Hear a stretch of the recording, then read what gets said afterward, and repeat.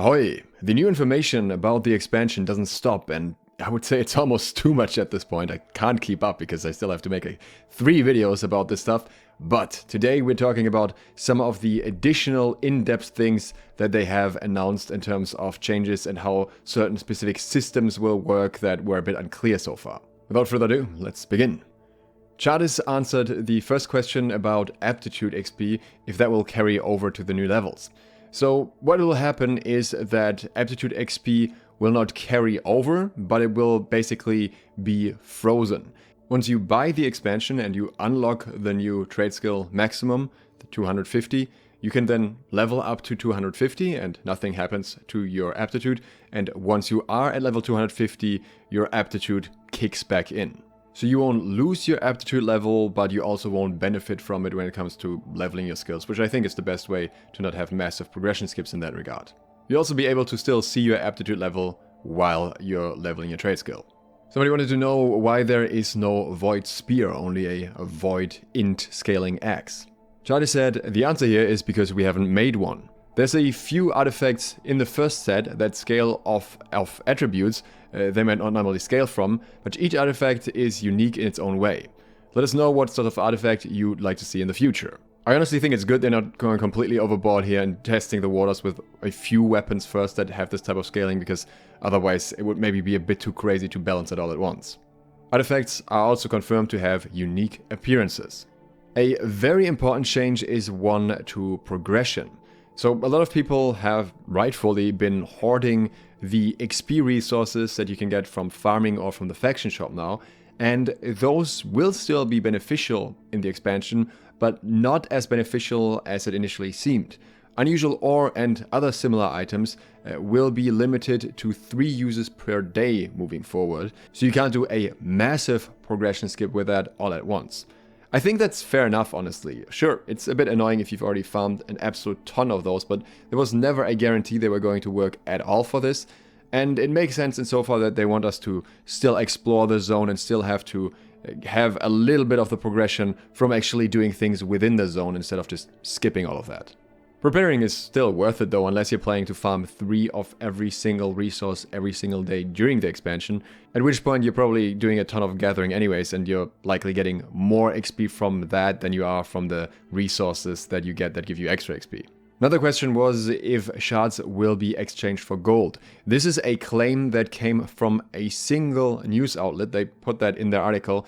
No one else stated anything about this. The devs didn't say anything about this, so it was a bit confusing. Chardis has nothing to share on this right now, which doesn't really tell us anything either. It could be that they weren't even aware that this article already wrote about that, and maybe it is a thing, maybe not. I wouldn't expect to get rich of Umbral Shards, to be honest, because there are people that have so many Umbral Shards that if they did a 1-to-1 conversion, you'd end up with ridiculous amounts. Somebody wanted to know if we will be able to artifact the skill that we want, which I think is a bit of a misunderstanding of the artifact system. Chardis clarified that each artifact will have a specific perk associated with it, but what the perk does depends on the artifact. Some will impact skills, other will change functionality, such as the attribute the weapon scales off and so on. So not everything is just affecting an ability. I would not expect that every ability will have a corresponding artifact from the start.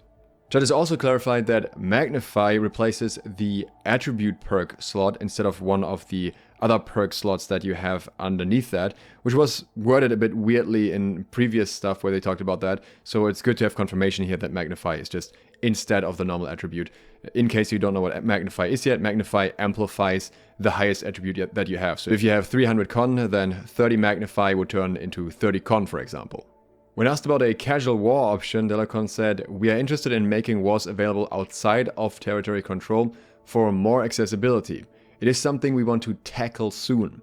I'm not sure what tackle soon means in that context, if they want to tackle that soon as in they haven't done anything yet, or they just want to tackle it soon as they want to release it soon, but then again, soon is also whatever soon may mean. We do know that this is something they already talked about previously quite a while ago, that they've been planning to do, so I would expect that they're at least doing some sort of back-end stuff for it already.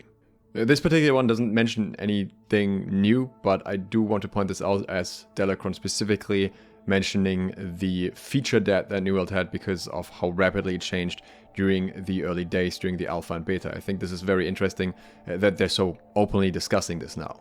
They then went on to explain the new system requirements with, for example, mounts and therefore faster traversal speed. We require faster loading of assets now, and that's, for example, one of the reasons why we are recommended to have faster hard drives or SSDs in this case. And the new zone is a lot more dense for assets compared to the previous zones built in 2020. You can very much see that in the press material. If you compare that to Old First Light or something like Windswood, there's obviously a lot more going on here. They also confirmed that there will be more standard worlds around the expansion time to meet any population requirements. They don't have any plans to open designated fresh start servers, but that shouldn't be an issue in my opinion anyways. I think having standard servers where friends can transfer over to play with their friends is fine. I don't think the whole progression thing is as much of an issue anymore when everyone is on more equal footing now anyways due to the expansion reset. Sure, you can still have a trade skill or gold advantage, but I don't think there's anything game-breaking like there used to be in that. That is, of course, assuming those servers aren't full. If they are flagged as full, then you won't be able to transfer. There's also some more in-depth tech talk here for those of you more familiar with this stuff. But what I want to point out here and what I think is interesting is they mention, of course, various technological advancements that will be made in New World, but in particular, they are revamping the combat code, which should also reduce a lot of overhead memory needs. And I think that is very much great to hear. I think as much as I love New World's combat on the concept side, in terms of execution, there can definitely be improvements there to make it feel more smooth, more fluid, and less janky. PGR is confirmed to not be this week, despite some rumors saying otherwise. The seasonal narrative that we typically get with a new season, the Questline, is on hold for Season 3. It will return with Season 4. That's because obviously we get the expansion narrative instead, which is not tied to the season itself. In the interim, the Blood of the Sand storyline will remain active during Season 3, as well the Hatchery Trial. I think it's great they're keeping the Blood of the Sand storyline around. First of all, I think it's a very good storyline with cool effects and everything. And also, it's especially nice for new or returning players that come to the game and maybe don't buy the expansion immediately, that they have a very good questline at level 60 and a secondary questline for Brimstone, which kind of ties together very nicely. So I think that will give them something good to do and a good taste of how content may be in the expansion. I'm glad they're doing this. Everything else you'd expect from a new season is still there. You still get a season pass and everything, just no new narrative. Except for the expansion narrative. Somebody wanted to know if the loot of boxes is determined when you get them or when you open them. And the loot is generally determined at the time the box is opened. However, your Outpost Rush caches from today will be level locked to level 60 in the expansion, so they won't give you level 65 rewards. No surprise here. I don't know why some of you thought that holding onto all of those caches would give you a massive advantage over literally everyone else. This is very much what I expected because most other caches in the game are also somehow level locked. Keep in mind though, if you don't have any reason to open them right now because you have the gear that you want already, then it could still be worth holding onto them if there are potentially any other resources that end up in those caches. You never know. They've done things like that in the past, like for example adding more useful items or new weapons to expedition caches, so it can still be useful for that. For example, maybe it's a good way to get a decent flail with PvP stats right away. It would just be 600 gear score or whatever they will drop at then, but it would still be a flail that most people won't have right away. In response to complaints about them making everything pointless before the expansion, so we can't really do any prep, Chada said there's plenty of ways to prepare for the expansion and gathering and crafting XP bonus boxes aren't pointless. They're still a very strong use and give you a very strong head start in the expansion. Personally, I'm very much fine with not being able to skip everything. I'm sure I'll still be able to skip plenty more than the average player that returns and hasn't done anything to prepare. Unfortunately, daggers are not something they're working on at the moment. They would like to make daggers soon, but Delacron doesn't think that they will be the next weapon either. As far as I can tell, this may be the impact of the Greatsword. They had some very serious issues balancing the Greatsword in terms of making it not deal too much damage, but also still maintaining some level of effectiveness. And the daggers would be even more difficult in that regard. So I know that originally their plan was to release daggers next, And I feel like they may have switched around and said, okay, we're going to do maybe a mage weapon first. My speculation goes towards like a lightning staff or something, and then go back to daggers and figure out how we can actually get them in a balanced state. Because we know that they've been working on them at some point. They must have some idea of what they want to do with them, but it just seems very difficult to balance a rogue playstyle in the current state of New World. Hippo pistols, on the other hand, are coming soon, of course.